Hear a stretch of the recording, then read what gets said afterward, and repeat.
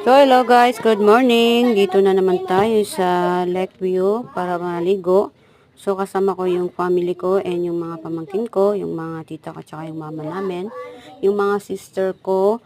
So ayan guys, kita nyo naman sobrang dami ng tao dyan. Super.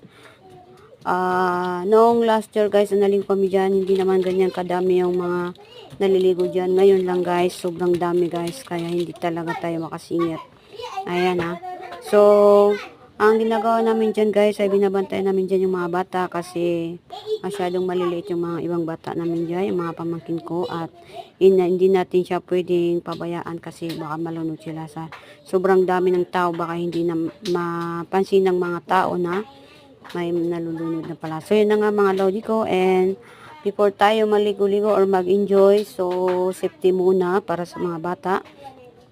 Yan na nga, mamimili yung sister ko ng pagkain niya dyan at nagbe-video ako. So, yan na nga mga lodi ko at i-check natin yung mga bata dyan at naliligo pa sila. So, sobrang enjoy ng mga bata dyan.